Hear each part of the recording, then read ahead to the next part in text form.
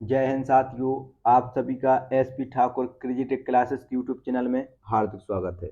दोस्तों, आज वीडियो में बात करेंगे भारतीय इतिहास। भारतीय इतिहास में बात करेंगे मुगल साम्राज्य। तो एक ही वीडियो में संपूर्ण मुगल साम्राज्य जैसे कि बाबर, हुमायूं, अकबर, जहांगीर, शाहजहां और औरंगजेब, और साथ ही इसी में बात कर लेंगे सूर साम्राज्य पर। सूर साम्राज्य जो कि हुमायूं के बाद में स्थापित होगा। तो ये वीडियो आपको प्रतियोगी परीक्षाओं की दृष्टि से अत्यंत महत्वपूर्ण रहने वाला है। दोस्तों, वीडियो में टू द पॉइंट बात करेंगे। तो चलिए दोस्तों, वीडियो करते हैं शुरू आपका बिना समय लिए। सबसे पहले आप चैनल को सब्सक्राइब जरूर कर लेना, क्योंकि मैं ऐसे ही वीडियो के माध्यम से आपको पूरा जीके जीएस सेक्शन कवर कराने वाला हूँ। पहले जानते हैं मुगल साम्राज्य। तो मुगल साम्राज्य कब से लेकर कब तक चला? तो मुगल साम्राज्य 1526 से लेकर के 1857 तक चलता है। ठीक है, जिसमें 1707 में औरंगजेब की मृत्यु के पश्चात उत्तरकालीन मुगल सम्राट शुरू होंगे, जिनको मैं ऑलरेडी वीडियो के माध्यम से आपको बता चुका हूं। जिसने ये वीडियो ना देखा हो तो जाकर डिस्क्रिप्शन में लिंक दिया हुआ है, देख लेना।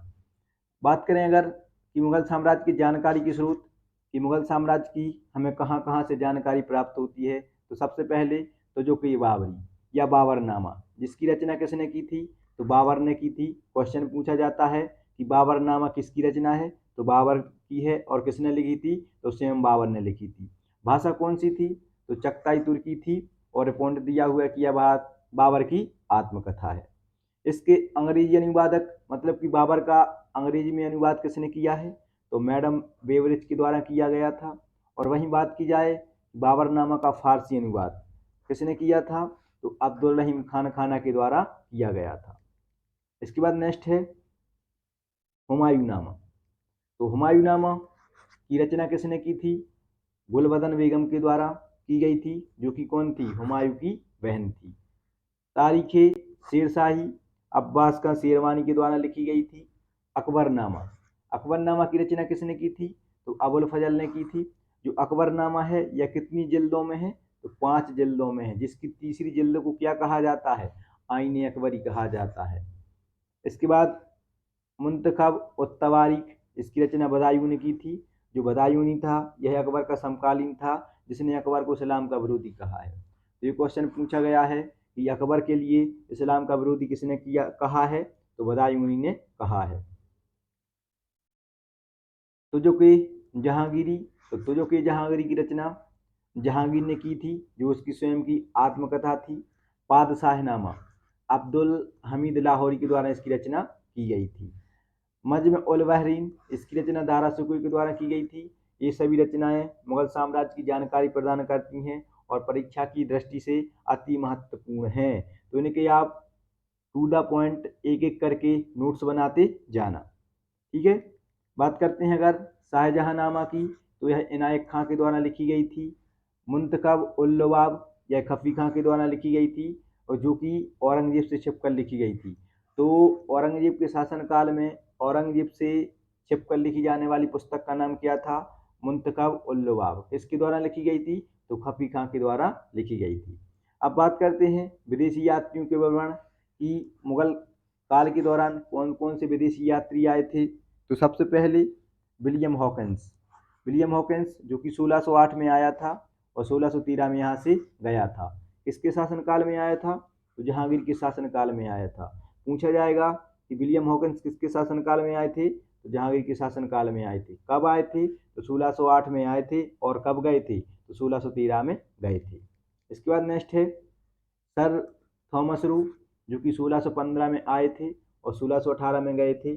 और ये भी जहांगीर के शासनकाल के दौरान आए थे। जो सर थॉमस रो थे, यह इंग्लैंड के सम्राट जेम्स प्रथम के दूत थे। तो ये पॉइंट भी आप याद रखोगे। इसके बाद बर्नियर, ट्रेवनियर और मनुची। बर्नियर और ट्रेवनियर ये दोनों फ्रांस से आए थे, और मनुची ये इटली से आए थे। और ये तीनों ही किसके शासनकाल में आए थे? तो शाहजहां के शासनकाल में आए थे। दोस्तों, ये थी मुगल साम्राज्य में जो जानकारी के स्रोत, जिनसे जानकारी प्राप्त होती है मुगल साम्राज्य की। अब बात करते हैं एक एक करके मुगल साम्राज्य के शासकों की। सबसे पहले बाबर। तो बाबर की बात की जाए तो बाबर का जन्म कब पहली बात करते हैं इसके शासनकाल की। तो बाबर का जो शासनकाल है वह 1526 से लेकर के 1530 तक यह मुगल साम्राज्य में शासन करता है। बात की जाए कि जो मुगल साम्राज्य थे तो यह वस्तुतः तुर्की मंगोल साम्राज्य था। अगर बात करें कि जो बाबर था वह पिता की ओर से किस शासक था, तो वह पिता की ओर से तैमूर तथा माँ की ओर से मंगोलों का वंशज था। जो मुगल थे वह कौन थे, तो चगताई तुर्की थे। अब बात की जाए कि मुगल साम्राज्य के संस्थापक अमीमन सभी को पता रहता है कि बाबर के द्वारा मुगल साम्राज्य की स्थापना की गई थी और जो इसका मूल नाम है क्या था, जहीरुद्दीन मोहम्मद बाबर। बाबर का मूल नाम था। बात करें इसका जन्म कब होता है, तो बाबर का जन्म 1483 में फरगना उज्बेकिस्तान में हुआ था। क्वेश्चन पूछा गया है और पूछा जाता रहेगा क्योंकि इम्पोर्टेंट है, मुगल साम्राज्य की स्थापना कर रहा है। तो मुगल साम्राज्य का संस्थापक कौन था, बाबर था। और इसका मूल नाम क्या था, तो जहरुद्दीन मोहम्मद बाबर था। और इसका जन्म तो 1483 में फरगना उज्बेकिस्तान में हुआ था। बात करें इसके पिता का नाम, तो बाबर के पिता का नाम उमर शेख मिर्जा, माँ का नाम कुतलुग निहार खानम और पत्नी महाम सुल्ताना थी। तो ये भी इसके पारिवारिक सदस्य थे, जरूर याद रखोगे आप, परीक्षा की दृष्टि से महत्वपूर्ण रहते हैं। बाबर ने काबुल को कब जीता था, तो 1504 में जीता था और इसने 1507 में पादशाह की उपाधि ली थी। पादशाह, तो पादशाह की उपाधि बाबर ने कब ली थी, 1507 में ली थी। बाबर का भारत पर प्रथम आक्रमण, तो ये बाजौर एंड भीरा पे करता है। कब करता है, 1519 में। तो बाबर का भारत पर पहला आक्रमण कब हुआ था, 1519 में हुआ था। इसके बाद इसके द्वारा लड़े गए प्रमुख महत्वपूर्ण युद्ध जिनमें बात करते हैं पानीपत का प्रथम युद्ध। तो पानीपत का प्रथम युद्ध विथ डेट याद रखोगे, 21 अप्रैल 1526 को लड़ा गया था। किस किस के बीच में लड़ा गया था, तो बाबर और इब्राहिम लोदी के बीच में लड़ा गया था। परिणाम क्या रहा था, तो बाबर की विजय। और अगर महत्व की बात की जाए तो महत्व अति महत्वपूर्ण है। कैसे महत्वपूर्ण है, कि इस युद्ध के द्वारा मुगल साम्राज्य की स्थापना का मार्ग प्रशस्त हुआ था। तो किस युद्ध के द्वारा मुगल साम्राज्य की स्थापना का मार्ग प्रशस्त हुआ था, तो पानीपत के प्रथम युद्ध के द्वारा, जिसमें बाबर ने इब्राहिम लोदी को पराजित किया था और जो कि कब लड़ा गया था, तो 21 अप्रैल 1526 को लड़ा गया था।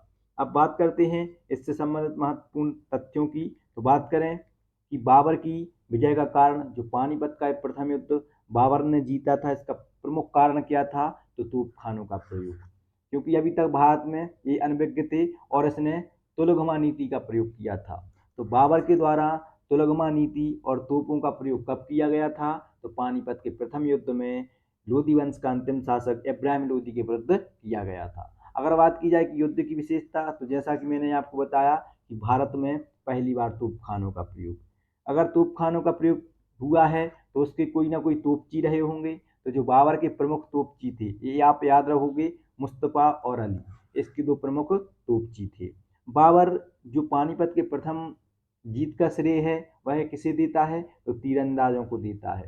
तो ये कोई पॉइंट आप याद रखोगे कि बाबर प्रथम पानीपत के प्रथम युद्ध की जीत का श्रेय किसे देता है, तोपखानों के मुस्तफा और अली को नहीं, जो उसके प्रमुख तीरंदाजी थे। ठीक है, ये आप याद रखो, जो तीरंदाजी थे, तीरंदाजों को बाबर पानीपत की प्रथम युद्ध का श्रेय देता है।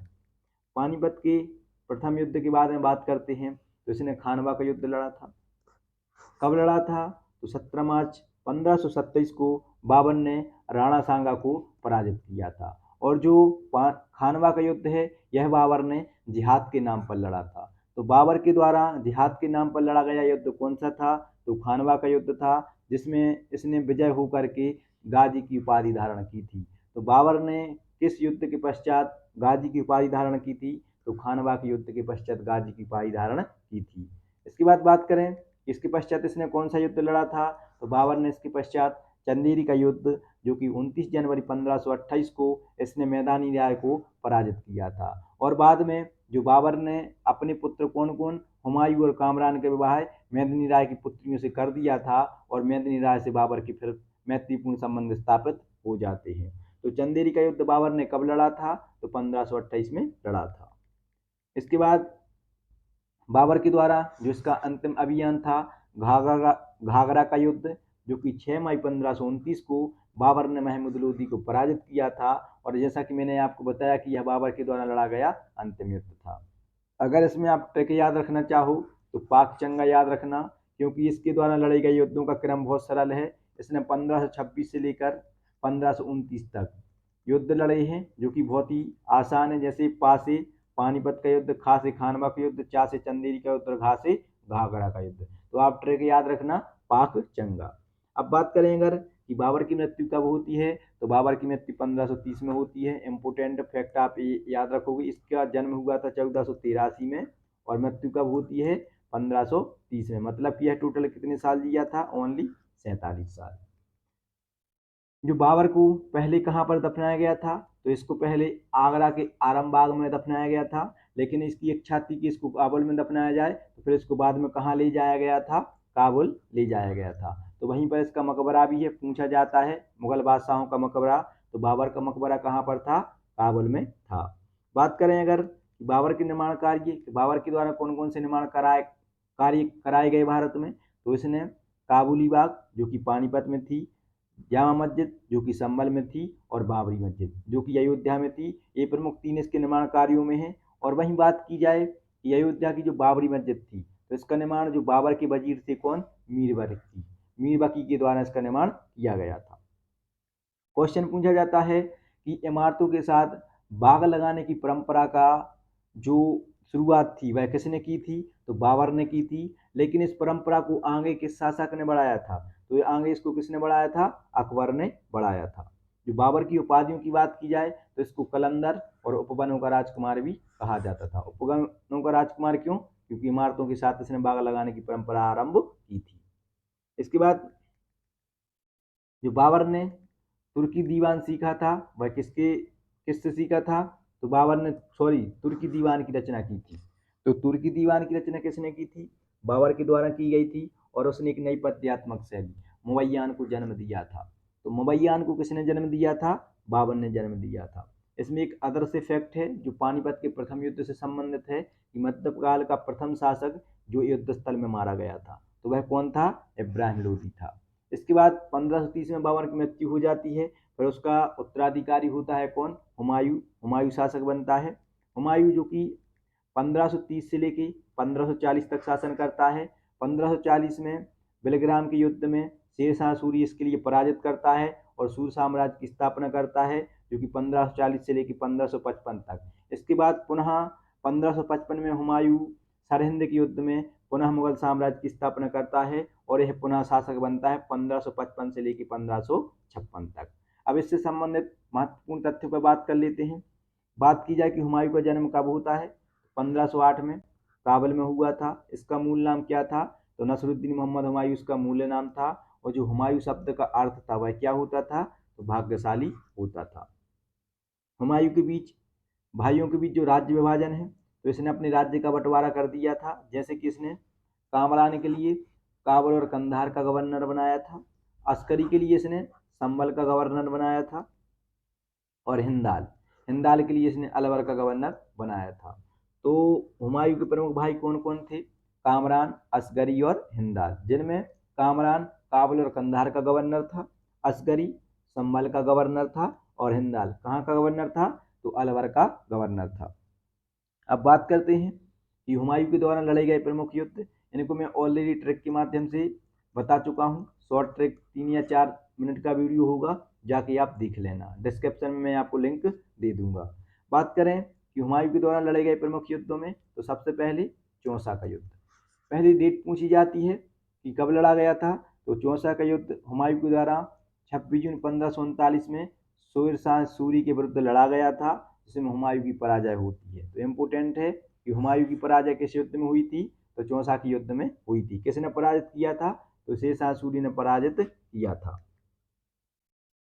जो चौसा का युद्ध है यह कर्मनाशा नदी के किनारे हुआ था, और इस युद्ध के दौरान हुमायूं ने एक भिस्ती की सहायता से गंगा नदी में कूद करके जान बचाई थी। और बाद में उसी भिस्ती ने एक दिन का सम्राट बनाया गया था, किसके द्वारा, हुमायूं ने। इसके इनाम के तौर पर एक दिन का सम्राट बनाया था, और उसी एक दिन में जो भिस्ती था उसने चमड़े के सिक्के चलवाए थे। तो ये प्रश्न निकल के आता है कि चमड़े के सिक्के किसके द्वारा चलाए गए थे, तो जो एक दिन के लिए सम्राट बना था कौन, भिस्ती भिस्ती के द्वारा चमड़े के सिक्के चलाए गए थे। इसके बाद नेक्स्ट बात करते हैं इसके द्वारा कन्नौज या बेलग्राम का युद्ध, जो कि 17 मई 1540 को हुमायूं और शेरशाह के बीच में होता है। पुनः ये दोनों आपस में आते हैं और पुनः हुमायूं की पराजय होती है। पहले तो यह गंगा नदी में कूद करके पहले युद्ध में, चौसा के युद्ध में भाग जाता है, लेकिन इस युद्ध में हुमायूं को यह पूरी तरह से पराजित करता है और मुगल साम्राज्य का अंत करके सूर साम्राज्य की स्थापना करता है। तो इसका महत्व, अति महत्व है कि बेलग्राम के युद्ध के द्वारा मुगल साम्राज्य का अस्थायी रूप से अंत होता है और सूर साम्राज्य की स्थापना होती है। तो सूर साम्राज्य की स्थापना किस युद्ध के द्वारा हुई थी? बेलग्राम या कन्नौज के युद्ध के द्वारा हुई थी। हुमायूं का हार का कारण, तो हुमायूं की हार का कारण की बात की जाए तो वर्षा के कारण तोपखानों का प्रयोग न कर पाना। तो वह कौन सा युद्ध था जिसमें हुमायूं ने वर्षा के कारण तोपखानों का प्रयोग नहीं कर पाया था और उसकी पराजय के दौरान मुगल साम्राज्य का अस्थायी रूप से अंत हो गया था? तो वह युद्ध कौन सा था? कन्नौज या बेलग्राम का युद्ध था, जो कब लड़ा गया था? 17 मई 1540 को लड़ा गया था। इस युद्ध के बाद हुमायूं की दशा दयनीय हो गई। सिंध के शासक शाह हुसैन मिर्जा ने उसे ईरान पहुंचने में मदद की। तो किस युद्ध के दौरान हुमायूं की दशा दयनीय हो गई थी? कन्नौज या बेलग्राम के युद्ध के बाद। और उसे ईरान पहुंचने में किस शासक ने सहायता की थी? तो उस टाइम पे सिंध के शासक कौन थे? शाह हुसैन मिर्जा ने उसे ईरान पहुंचने में मदद की थी। ईरान जाते समय हुमायूं का जो लड़का था कौन? अकबर। देखिए अब अकबर का जन्म कितनी कठिन परिस्थिति में हुआ था। ईरान जाते समय अमरकोट दुर्ग पाकिस्तान में राणा बिरसाल के महल में 14 अक्टूबर 1542 को अकबर का जन्म हुआ। तो अकबर का जन्म कहाँ पर हुआ था? अमरकोट दुर्ग पाकिस्तान में हुआ था। किसके महल में हुआ था? तो राणा बिरसाल के महल में हुआ था। और कब हुआ था? तो 14 अक्टूबर 1542 को हुआ था। जन्म के दौरान हुमायूं ने दरबार में कस्तूरी बांटी। तो ये भी क्वेश्चन पूछा जाता है कि जब अकबर का जन्म हुआ था तो हुमायूं ने दरबार में क्या बांटी थी? कस्तूरी बांटी थी। हुमायूं की हुमायूं के द्वारा राज्य की पुनः प्राप्ति, तो हुमायूं के द्वारा राज्य की पुनः प्राप्ति सरहिंद के युद्ध के द्वारा, जो कि 1540 में बेलग्राम या कन्नौज के युद्ध के द्वारा सूर साम्राज्य स्थापित हुआ था, जिसको अभी मैं इसी की जस्ट बाद डिस्कस करने वाला हूँ, जो कि 1540 से लेकर के 1555 तक रहेगा। अभी जस्ट बात करने वाली हुमायूं की बात। तो जो सरहिंद का युद्ध था या 22 जून 1555 को हुमायूं और सिकंदर शाह सूर के बीच में लड़ा गया था, जिसमें हुमायूं की विजय होती है और इसका महत्व, अति महत्व है कि मुगल साम्राज्य की पुनः स्थापना। तो मुगल साम्राज्य की पुनः स्थापना किस युद्ध के द्वारा हुई थी? तो सरहिंद के युद्ध के द्वारा होती है। हुमायूं अपने दूसरे शासनकाल में मात्र 6 माह ही शासन कर पाए। तो ये भी इम्पोर्टेंट फैक्ट है कि हुमायूं अपने दूसरे शासनकाल के दौरान कितने समय तक शासन कर पाए थे? तो ओनली 6 माह तक। दीन पनाह नामक पुस्तकालय से गिर करके इसकी मृत्यु हो जाती है कब? 1556 में। तो हुमायूं की मृत्यु कहाँ से हुई थी? पुस्तकालय से गिरकर। पुस्तकालय का नाम क्या था? तो दीन पनाह। उसकी मृत्यु पर एक प्रसिद्ध इतिहासकार हुए हैं लैन पूल, और उनका एक स्टेटमेंट बहुत ही ज़्यादा फेमस है कि वह जीवन भर लड़खड़ाता रहा और लड़खड़ाते हुई उसकी मृत्यु हुई। तो यह किसका कथन है? लैन पूल का कथन था। अगर बात की जाए उसके निर्माण कार्यों की, तो निर्माण कार्यों में हुमायूं का मकबरा जो कि दिल्ली में है, किसने बनवाया था? तो निर्मात्री हमीदा बानो बेगम थी। इनके द्वारा, जो इसकी पत्नी थी हुमायूं की पत्नी के द्वारा इसका मकबरे का निर्माण करवाया गया था। और कहाँ पर करवाया गया था? तो दिल्ली में करवाया गया था। वास्तुकार की बात की जाए, जो हुमायूं का मकबरा है वह, इसका वास्तुकार कौन था? तो मीर मिर्जा गयास था। इसकी जो विशेषताएं हैं वह अति महत्वपूर्ण है कि ईरानी शैली में निर्मित भारत का प्रथम मकबरा। तो ईरानी शैली में निर्मित भारत का प्रथम मकबरा कौन था? हुमायूं का मकबरा था। इसकी एक महत्वपूर्ण विशेषता कि 2 परतों वाला गुम्बद था, इसमें लगा हुआ था। तो 2 परतों वाले गुम्बद का प्रयोग सर्वप्रथम किस मकबरे में किया गया था? हुमायूं के मकबरे में किया गया था। ताजमहल का निर्माण इसी से प्रेरित होकर किया गया है। तो ताजमहल का निर्माण किस इमारत से होकर किया गया है? हुमायूं की मकबरी से प्रेरित होकर के किया गया है। अब इससे संबंधित अन्य तथ्यों पर बात करें अगर, तो हुमायूं का ज्योतिष में अग्रतम विश्वास था। जो हुमायूं है यह ज्योतिष को बहुत ही ज़्यादा मानता था और इसी की वजह से वह सप्ताह के 7 दिनों में अलग अलग रंग के कपड़े पहनता था। तो वह कौन सा शासक था जो सप्ताह के 7 दिनों में अलग अलग रंग के कपड़े पहनता था? तो वह हुमायूं था। मेवाड़ की रानी कर्णवती ने गुजरात के शासक बहादुर शाह द्वारा आक्रमण करने पर हुमायूं को राखी भेजकर सहायता मांगी, परंतु उपयुक्त अवसर की तलाश में हुमायूं ने राजपूतों से मैत्री का अवसर गवा दिया। तो ये भी याद रखोगे कि किसने मांगी थी सहायता? तो मेवाड़ की रानी कर्णवती ने। और किसके विरुद्ध? तो गुजरात के शासक बहादुर शाह के विरुद्ध। बात करें कि हुमायूं की असफलता के कारण क्या थे, तो भाइयों के बीच वैमनस्यता, जो इसके भाई थे, इसको शासनकाल के दौरान बहुत ज़्यादा परेशान किया, क्योंकि इसने अपने राज्य का भी बंटवारा कर दिया था और देर से कार्य करने की प्रवृत्ति। जैसे कि मेवाड़ की रानी कर्णवती जो गुजरात के शासक थे बहादुर शाह के द्वारा आक्रमण करने पर राखी भेजती हैं, लेकिन ये उचित अवसर की तलाश में, तो ऐसे इसकी दीर्घ से कार्य करने की प्रवृत्ति थी। और अगर बात की जाए कि जो इसका शासनकाल है वह क्यों हटाता कुछ टाइम के लिए, तो उस टाइम पे शेरशाह सूरी को भी श्रेय जाता है कि शेरशाह सूरी के साहस, अनुभव तथा संगठनात्मक योजना के द्वारा ही मुगल साम्राज्य का अस्थायी रूप से अंत हुआ था। और जो वीडियो है अभी मैं थोड़ी टाइम के लिए इसको रोक रहा हूँ।